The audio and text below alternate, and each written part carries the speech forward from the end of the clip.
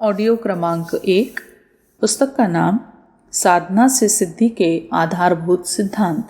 लेखक ब्रह्मवर्चस्व। योग साधनाएं पूर्णतः विज्ञान सम्मत। अध्यात्म विज्ञान के साथ एक आश्चर्यचकित करने वाली संभावना जुड़ी हुई है।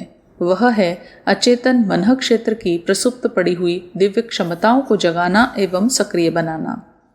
इस संदर्भ में भौतिक विज्ञानी भी कुछ कुरेदबीन करते रहे हैं और जो उनके हाथ लगा है उसे देखते हुए इस निष्कर्ष पर पहुंचे हैं कि व्यक्ति में विज्ञान पराक्रम जन्य क्षमताओं की तुलना में कहीं अधिक उच्च स्तरीय प्रभावी एवं समर्थताओं से भरी पूरी सत्ता विद्यमान है।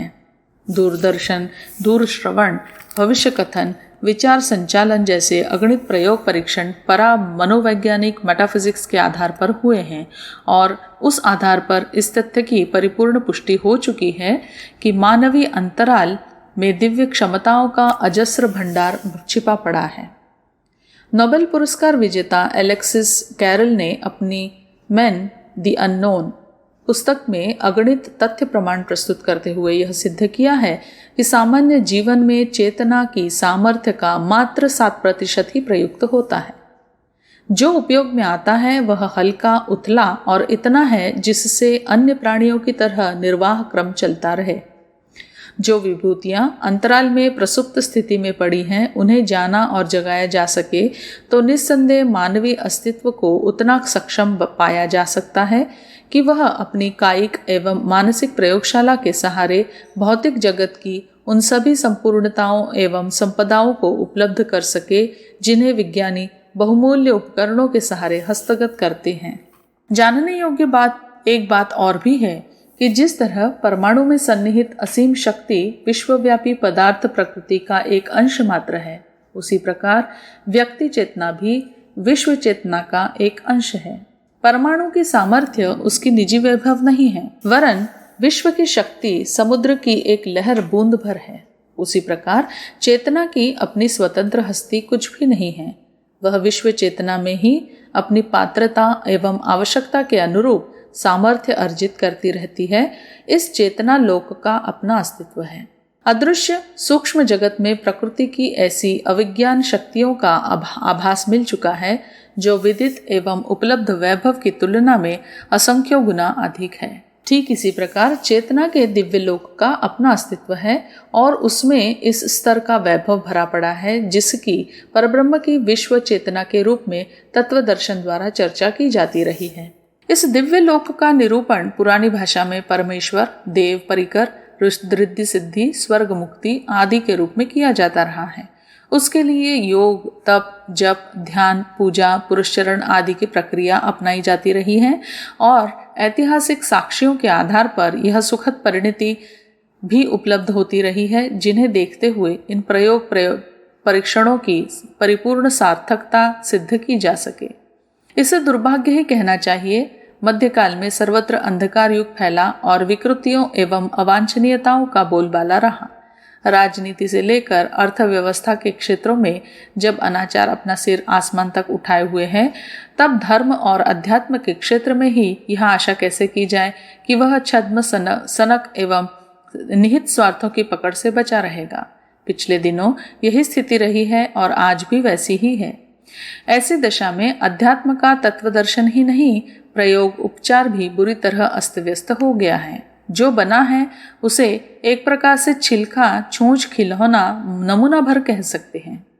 प्रत्यक्ष है जो कुछ इन दिनों अध्यात्म के नाम पर माना अपनाया जाता है वह न केवल अधूरा है वरन भ्रांतियों एवं विकृतियों की भी उसमें बुरी तरह घुसपैठ है। फॉर्मूला गलत होने पर श्रम निरर्थक ही जाता है। ऐसा ही इन दिनों में भी हो रहा है। उपासनात्मक उपचार करने वाले जब प्रतिफलों के संबंध में निराश होते हैं तो एक प्रकार से नास्तिक ही बनते जाते हैं। इसका परिणाम यह होता है कि एक अत्यंत उच्च स्तरीय एवं महान संभावनाओं से भरे पूरे विज्ञान को उपहासास्पद बनना, तिरस्कृत होना पड़ता है। इस स्थिति से भारी हानि यह हो रही है कि उन असाधारण उपलब्धियों से व्यक्ति और समाज को वंचित रहना पड़ रहा है जो समस्त मानवीय समुदाय को आंतरिक उत्कृष्टता एवं बहिरंग सुसंपन्नता से भरा पूरा रख सकती थी।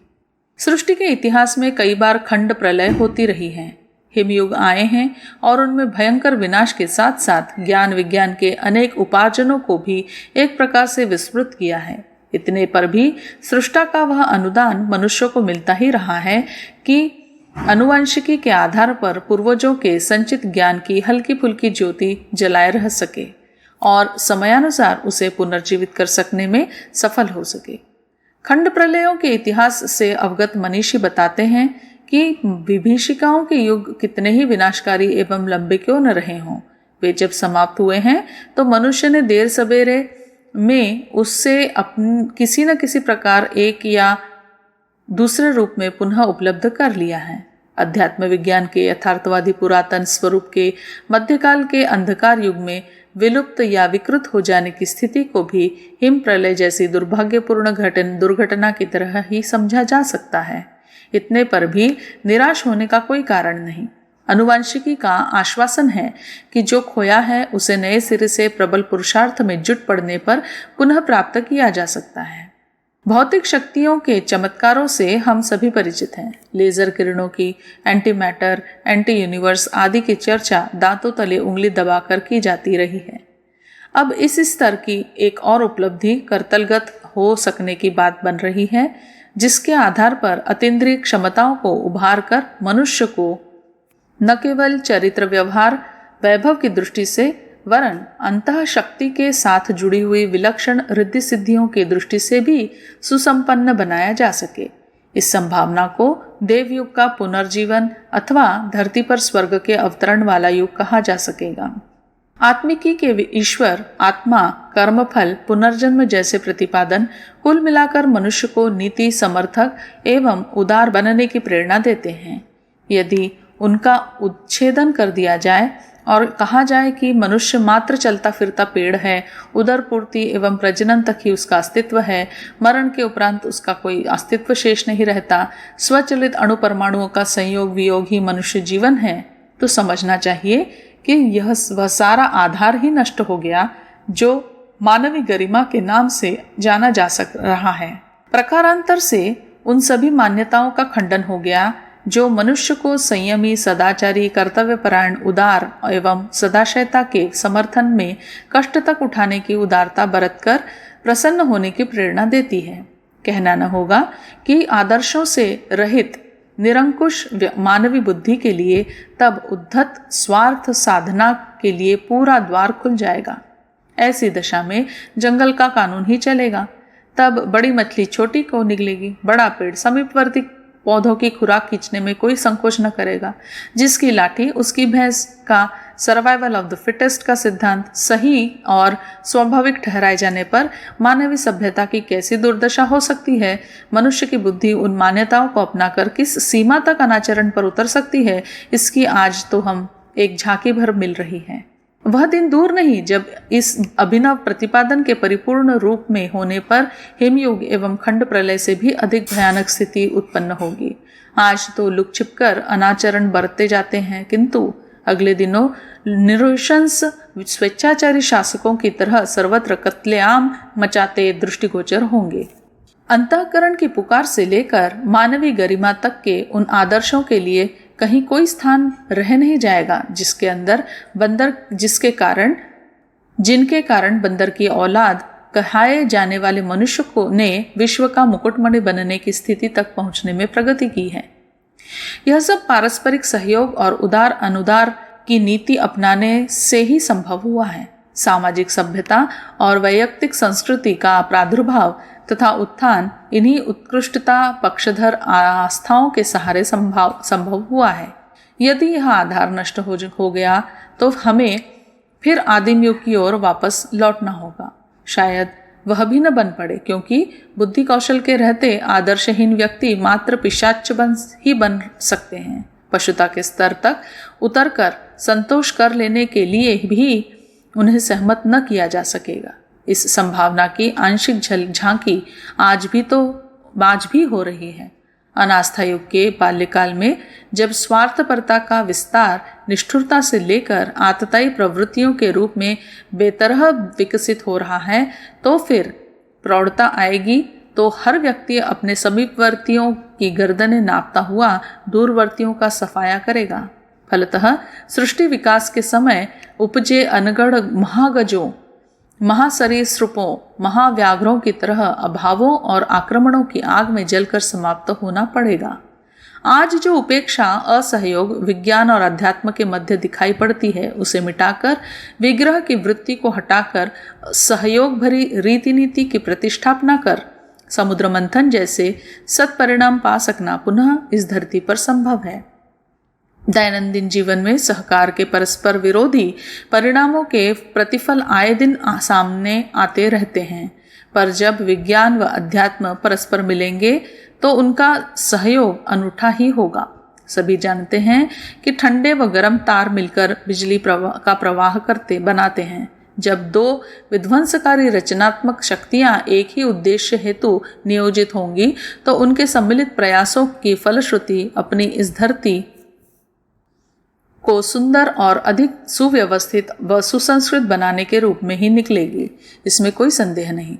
यह एक स्वप्न नहीं, वास्तविकता है। आग पानी से मिलने से भाप बनने तथा उसके रचनात्मक कार्यों में लगने पर कमाल दिखाने जैसी परिणति अध्यात्म सहयोग की होगी, इसमें कोई संदेह नहीं।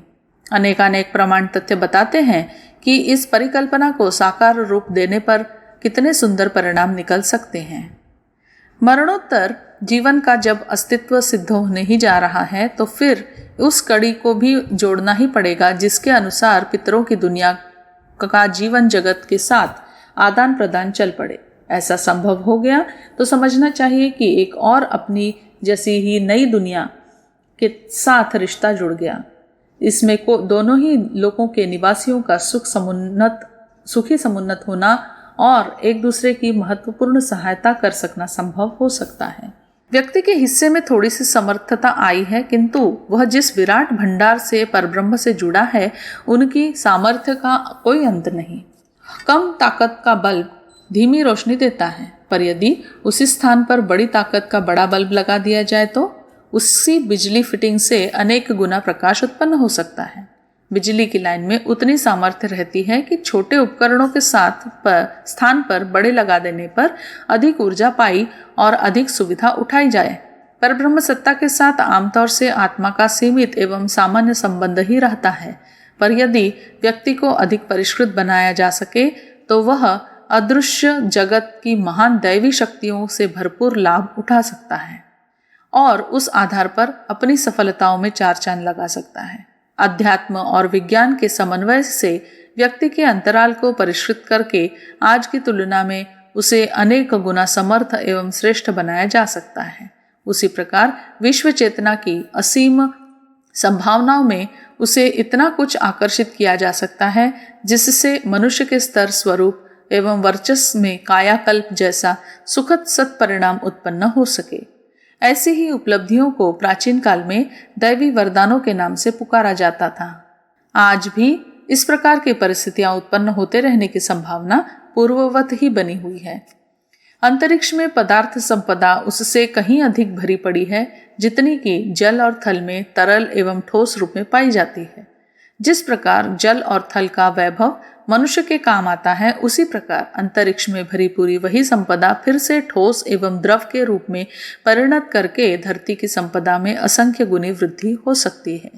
यज्ञ प्रक्रिया प्राचीन काल में शारीरिक मानसिक दुर्बलता और रुग्णता के निवारण में अत्यधिक सहायक सिद्ध होती रही है। इसके अतिरिक्त उस माध्यम से वातावरण का परिशोधन एवं प्राण पर्जन्यों का अभिवर्धन भी संभव होता रहा है। इसमें व्यक्ति और समाज की स्वस्थता, समृद्धि एवं प्रगति की कितनी ही संभावनाएं बढ़ती हैं। इस उपेक्षित एवं अस्तव्यस्त यज्ञ प्रक्रिया को यदि फिर से नए परीक्षणों के साथ एक सुव्यवस्थित प्रक्रिया का रूप दिया जा सके तो उसकी परिणति समस्त संसार पर दैवी वरदान बरस पड़ने के समान ही सौभाग्य भरी सिद्ध होगी। प्रकृति को भौतिक समझकर उसकी पदार्थ सत्ता स्तर पर अब तक की माथापच्ची होती रही है।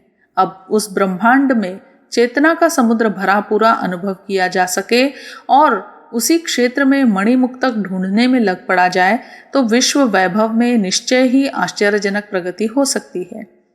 अपनी पृथ्वी इस विशाल ब्रह्मांड परिवार का एक छोटा सा घटक है। उसे जो भी प्रत्यक्ष परोक्ष वैभव मिला हुआ है वह ब्रह्मांडीय संपदा का एक अंग है। पृथ्वी उत्तरी ध्रुव के माध्यम से उसमें से उपयोगी अंश खींचती है और जो अनुपयुक्त हो उसे दक्षिणी ध्रुव के माध्यम से बाहर फेंक देती है। यह प्रकृतिगत आकर्षण विकर्षण मानवीय चेतना के एकाकी एवं संयुक्त चुंबकत्व द्वारा सामयिक आवश्यकता के अनुरूप खींचा एवं रोका जा सकता है। अंतर्ग्रही कारणों से पृथ्वी पर अनेकों विपत्तियां आती हैं। इन्हें रोकने एवं अनुकूलताओं को बढ़ाने के लिए चेतनात्मक प्रयोग उपचार हो सकते हैं। इस क्षमता को भी पूर्व काल की तरह इन दिनों अध्यात्म एवं विज्ञान के सिद्धांतों का समन्वय करके सहज ही उपलब्ध किया जा सकता है। योग साधनाओं का ज्ञान विज्ञान इन दोनों के समन्वय पर ही आधारित है। इस तथ्य दर्शन को भलीभांति हृदयंगम करने वाले उन सभी उपलब्धियों से लाभान्वित हो सकते हैं जिनकी प्रशस्ति धर्मशास्त्रों में की गई है।